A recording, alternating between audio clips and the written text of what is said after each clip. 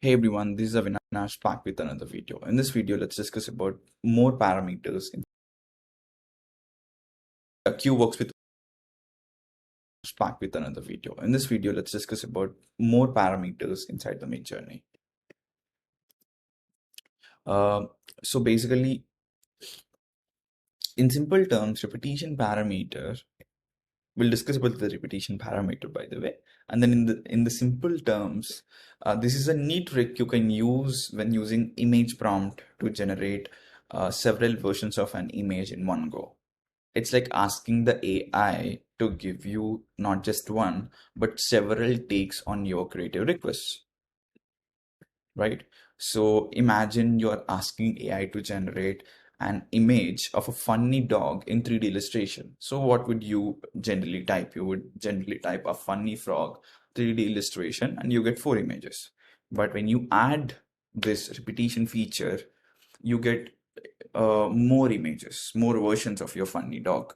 So four, usually in the Midjourney, it works as a set of four, right? It will give you 4 versions by default. You can't change it to one. So minimum is 4, right? So when you add dash dash repeat 3 at the end of your prompt, that is a parameter that you're inserting. So from that parameter, you'll get 3 sets, right? That means 3 into 4, you'll get 12 images. So for someone who is not so creative like me, I don't know what exactly I want, but I know I want an aesthetically beautiful, but something unusual and stuff like that. So this is where repetition parameters helps people like me in generating good images, right? So if you are a digital artist who is looking for an inspiration, like or something, you can use that. If you're someone who is super not creative and very vaguely know the requirement but don't know exact thing, so you can use something like this so that you can get different versions of it, and then you can pick one that you like and upscale it and use it wherever you want. One thing to remember is the repetition feature works even better when you combine it with other arguments or other parameters. For instance, you can use chaos argument, right? Chaos or whatever. So example prompt would be funny frog 3D illustration, repeat 3 chaos 100. When you do this, what happens here is, usually let's first explain chaos. We already explained a chaos in a different module, but I'll just explain again. So the chaos parameters is used to introduce the more varied compositions into the image variations generated from your prompts. High chaos gives you high variations like unusual compositions and results. Lower will give you consistent, reliable, repeatable results. By default, it's at 0, and if you keep that at 100, right? So you will get so much of unusual stuff, right? So yeah, so much of unusual stuff. Uh, so now when you have a higher chaos value, I would recommend somewhere use around 50 to 100, somewhere like that, and see the different versions, and stick to one chaos that works for you all the time, and just keep uh, you know churning the prompts, as simple as that.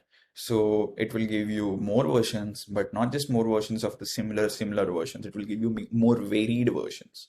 Like when you're super vague, this helps you a little bit better, a lot better actually. So that's the repetition parameter. So let's talk about quality parameter. Quality in text to image prompt engineering refers to the level of detail and refinement in a generated image. So the term quality booster generally refers to a technique or a parameter that helps into understanding these characteristics, right? So we discussed about one kind of a quality boosters where we are adding a term very, very, very repeated times, and that is also one kind of a quality booster. But here we are referring to a parameter quality booster where we're directly saying GPU to spend more time so that we can get the more quality output. As simple as that. It will spend more time to generate images, which generally result in greater detail and refinement.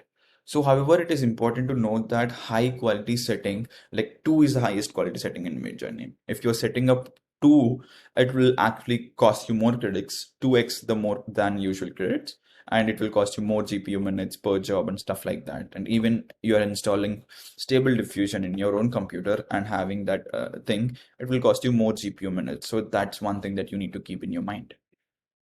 So by default, the quality parameter is set to 1, and it can accept values of 0.25, 5, 1, and 2 for the current models, including Midjourney 4, 5, 5.1, and Niji 5. So the larger values are automatically rounded to I'm not sure whether you can't go beyond 2, right?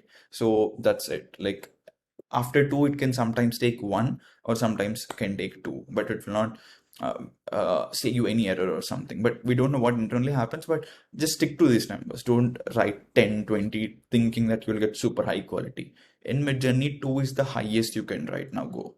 Maybe in the future it can increase, but right now it's just 2. The choice of the quality settings isn't always straightforward. Although a higher setting generally yields you more detailed images, this might not always result in better images or for every context. Just see, for example, if you're aiming for an abstract look, a lower quality setting might actually produce more appropriate results.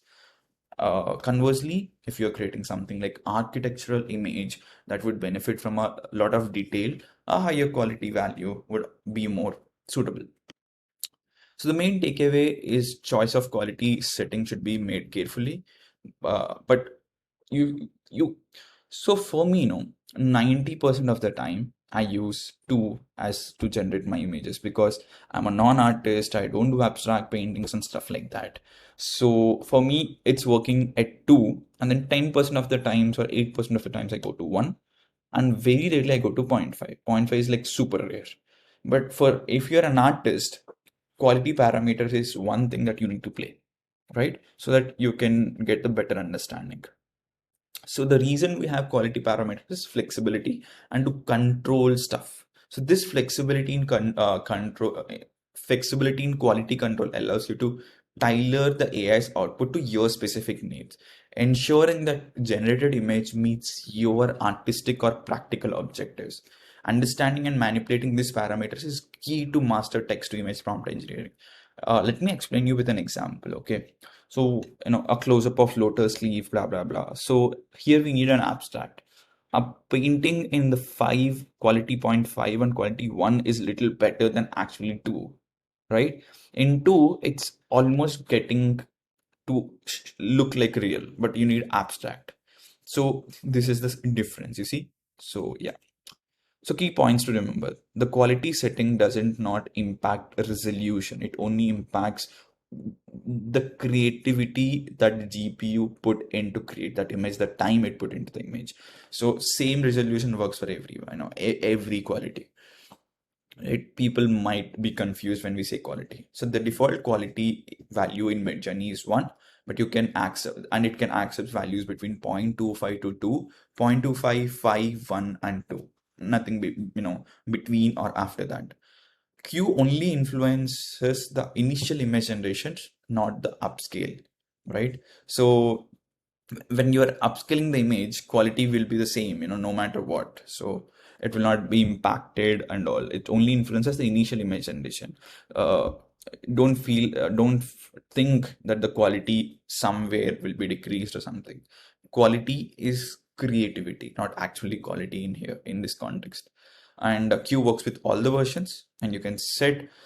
So if you need basically half level quality, adding --q 0.5 to all prompts. Base level quality add 1. If you need ultra high quality, like take all the GPU power that a Midjourney could humanly can, or computer like robotically can give you, it is costing you this. So that's it for this video, folks. Thank you. See you in the next video. Bye bye.